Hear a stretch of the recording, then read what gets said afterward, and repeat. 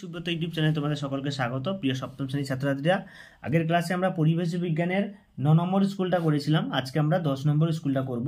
তো চলো কথা না বাড়িয়ে 10 নম্বর স্কুলটা কি বলেছে আমরা পরপর করে ফেলি। তো 10 নম্বর স্কুলটা দেখো, তোমরা দেখতে পাচ্ছ রায়মাটির প্রশ্নবিচিত্রা 2024 সালে 186 নম্বর পেজে আছে। ঠিক আছে, স্কুলটার নাম আমরা দেখবো, একটু জুম করে নিই স্কুলটা, তাহলে ভালো করে বোঝা যাবে।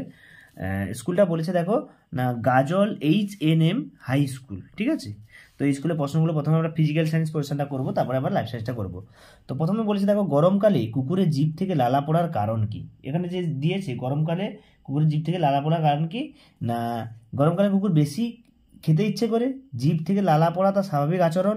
এইভাবে কুকুর তার দেহকে ঠান্ডা রাখে এবং গরমকালে কুকুরদের এরকম রোগ হয় না, কোনো রোগ টোগ না, কিছু না, এইভাবেই তারা দেহকে ঠান্ডা রাখে। ঠিক আছে, এইভাবে তারা দেহকে ঠান্ডা রাখার জন্য বারবার তাদের কি হয় না, জিভ থেকে লালা পড়ে। পরের প্রশ্ন কি বলেছে দেখো, NaCl plus AgNO3 AgCl NaNO3। দেখো আমি বলেছিলাম আগের পার্টে যে N এর সঙ্গে এটা বসেছে, আবার এটার সঙ্গে এটা, অর্থাৎ এ কে কিছু দিয়েছে সেটাকে কিছু দিয়ে, তাহলে এটা কি বিক্রিয়া হয়, বিনিময় বিক্রিয়া। মনে রাখবে, কেউ দুজন একে অপরকে কিছু যদি প্রদান করে সেটা হচ্ছে বিনিময় বিক্রিয়া। ঠিক আছে, বিনিময়। 32 ডিগ্রি F এর সমান পার্ট হলো কত ডিগ্রি সেলসিয়াস। এখানে তোমরা একটা সূত্র দিয়ে করবে যে C/5 সমান M-32/9, 32 ডিগ্রি ফারেনহাইট সমান 0 ডিগ্রি C। ঠিক আছে, বরাবর কেন দেখো, আমরা জানি C/5 সমান M-32/9, এটা দিয়ে F এর মান 32, তাহলে এটা কি পুরোটা শূন্য, 0/9 শূন্য, তাহলে C এর মানটাও শূন্য হচ্ছে, তাই না। এটা অ্যালুমিনিয়াম অক্সাইড Al2O3 যৌগে অ্যালুমিনিয়ামের যোজ্যতা কত। মনে রাখবে, অ্যালুমিনিয়াম অক্সাইডে অ্যালুমিনিয়ামের যোজ্যতা 3। ঠিক আছে, Al এর যোজ্যতা 3, এটার 2, এটা 3। ঠিক আছে, সে ক্রিস ক্রস নিয়ম। যে মৌলটির নাম ল্যাটিন ভাষায় তার নাম থেকে গৃহীত হয়েছে তার চিহ্ন কি। যে মৌলটির নাম ল্যাটিন ভাষার তার নাম থেকে গৃহীত, এদের মধ্যে কোনটা ল্যাটিন ভাষার নাম থেকে। এইখানে দেখো Hg, পারদ, এটাকে মার্কারি বলা হয়। তো এই পারদটা হচ্ছে ল্যাটিন ভাষার তার নাম থেকে গৃহীত হয়েছে। পরের প্রশ্ন দেখো তোমরা কি বলেছে, 10 নম্বর স্কুলে ফিজিক্যাল সায়েন্সের 2 দাগের প্রথম প্রশ্ন কি বলেছে দেখো, সেলসিয়াস ও ফারেনহাইট স্কেলের মধ্যে সম্পর্ক প্রতিষ্ঠা করো। তো এখানে দেখো সেলসিয়াস ও ফারেনহাইটের মধ্যে সম্পর্ক দেখো আমরা সুন্দর করে লিখেছি, পরপর থিওরিটা প্রথমে দিয়েছি। তো তোমরা ভিডিওটি স্ক্রল করে করে দেখে নাও। তো তারপর দেখো এখানে একটা সূত্র পেয়েছি, যেটা এইখান থেকে C/5 সমান M-32/9, এই স্কেলে দুটি উষ্ণতা পার্থক্যের এটাই হচ্ছে সম্পর্ক। তো তোমাদের যদি 3 নাম্বারের দেয়, এইভাবে তোমরা পুরোটা সুন্দর করে লিখবে। ঠিক আছে, রায়মার্টিন সহায়িকায় আছে, তোমরা সুন্দর করে দেখবে, এইভাবেই তোমরা করবে। পরের প্রশ্ন বলেছে দেখো, লিন তাপ কাকে বলে না, এই দেখো দিয়েছে অথবাটা, লিন তাপ কাকে বলে, একক ভরে কোনো পদার্থের উষ্ণতা অপরিবর্তিত থেকে শুধু অবস্থার পরিবর্তন ঘটাতে যে পরিমাণ তাপের প্রয়োগ বা অপসারণ করতে হয় তাকে ওই পদার্থটি অবস্থান্তরে লিন তাপ বলা হয়। এরপর এটা বরফ গলনের লিন তাপ 80 ক্যালোরি পার গ্রাম বলতে কী বোঝো। তো প্রমাণ চাপে 0 ডিগ্রি সি উষ্ণতায় 1 গ্রাম বরফকে 80 ক্যালোরি তাপ দিলে তা সম উষ্ণতার 1 গ্রাম জলে পরিণত হবে।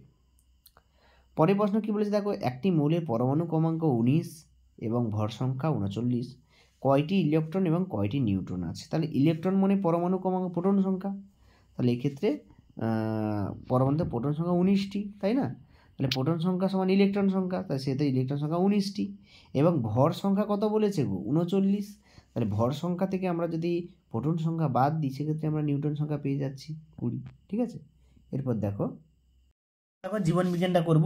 আমাদের রক্তে অবস্থিত লোহিত রক্তকণিকা কোন প্রোটিন দ্বারা তৈরি। মনে রাখবি, লোহিত রক্তকণিকা হচ্ছে কোন প্রোটিন না, হিমোগ্লোবিন নামক প্রোটিন,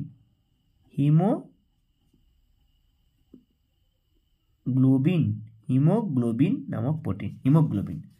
পরের প্রশ্ন কি বলেছে দেখো না, লিপিডের একটি উদ্ভিজ্জ উৎসের নাম।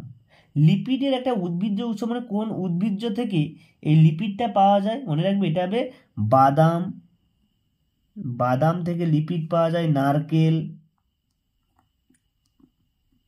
ঠিক আছে, বাদাম, নারকেল, আরও হবে তিল, সোয়াবিন, এইগুলো তিল, এই 3টে আপাতত থাকুক, তিল, সোয়াবিন, এগুলো মনে রাখবে, বাদাম, নারকেল, তিল, সর্ষে, সোয়াবিন, মানে তৈলাক্ত জিনিস, তেল জাতীয় জিনিস যেগুলো, সেগুলো। পরের প্রশ্ন কি বলেছে দেখো, জলে দ্রাব্য একটি ভিটামিনের নাম। জলে দ্রাব্য কোন ভিটামিন, ভিটামিন সি। কি দেখবে, ভিটামিন সি। পরের প্রশ্ন, ভিটামিন এ যদি অন্ধত্ব হয় তাহলে ভিটামিন বি ফলে কি রোগ হয়। বির ফলে কি রোগ হয়, বেরি বেরি, বেরি বেরি, ঠিক আছে। পরের প্রশ্ন কি বলেছে দেখো, একের দাগের 5 যে দেহে জলের পরিমাণ নির্দিষ্ট রাখতে যে খনিজ মৌলের দরকার পড়ে তা হলো ড্যাশ। যে জলের পরিমাণ আমি আগে বলছি মানে সোডিয়াম, যার চিহ্ন কি Na, সোডিয়াম, ঠিক আছে। পরের প্রশ্ন, ভিটামিন ডি তুমি তুমি কোন কোন খাবারে পাবে, কি কি খেলে ভিটামিন ডি পাওয়া যায়, তাই তো একদম সোজা। কি কি পাবো আমরা, দেখো দুধ খেতে হবে বেশি করে, দুধে ভিটামিন পাওয়া যায়, তাই না। ডিম ডিম খেতে হবে, ঘি খেতে হবে, তাই না। এগুলো করলে আমরা ভিটামিন ডিটা পাবো, ঠিক আছে। আরও বিভিন্ন রকম মাছের তেল, কড মাছ, কড হ্যালিবেট মাছের তেল, বাঁধাকপি খেলে আমরা ভিটামিন ডি পাবো সেখান থেকে, ঠিক আছে। এরপরেরটা, জীবদেহে জলের দুটি ভূমিকা। দেখো জলের ভূমিকা খুবই সোজা। জল আমাদের দেহে কি উপকার করে না, তাপমাত্রা ঠিক রাখে, খাদ্য হজম করতে সাহায্য করে, উদ্ভিদের সালোকসংশ্লেষ সংশ্লেষ করতে সাহায্য করে এবং রক্ত ও লসিকার মুখ্য ভূমিকা হিসেবে কাজ করে। আমি 4টে দিয়ে দিয়েছি তোমাদের, এখান থেকে দেখে নাও। পরে একটি প্রাকৃতিক খাদ্যের নাম। প্রাকৃতিক খাদ্য কি, প্রকৃতি থেকে সরাসরি পেড়ে আমরা খেয়ে নিই, কোনো রান্না বান্না কিছু করতে হয় না। সেটা কি আম, লিচু, কলা, এগুলো। একটা প্রক্রিয়াজাত খাদ্য, প্রক্রিয়াজাত মানে প্রকৃতি থেকে গাছ থেকে আমরা পাচ্ছি, সেগুলোকে আমরা রান্না বান্না করে খাচ্ছি, যেমন রুটি, তরকারি, ডাল, ভাত, এগুলো কি প্রক্রিয়াজাত খাদ্য। আর প্রাকৃতিক কি সরাসরি আমরা খেয়ে নিই, যেমন কি কলা পেকে গেলে খেয়ে নিচ্ছি, আপেল, তাই না, তারপরে লিচু, এগুলো কি পেকে গেলেই আমরা খেয়েছি, আর কিছু করতে হচ্ছে না। তো আজকে এই পর্যন্ত, সকলকে ধন্যবাদ। আগের ক্লাসে দেখা হবে 11 নম্বর স্কুলটা, ঠিক আছে। তো তোমরা সবাই ভালো থাকবে, এবং বারবার বলা, যারা চ্যানেলে নতুন সাবস্ক্রাইব করো, এবং ভালো লাগলে বন্ধুদেরকে শেয়ার করো, লাইক করো, এবং কোনো সমস্যা থাকলে কমেন্টে জানাও। সকলকে ধন্যবাদ।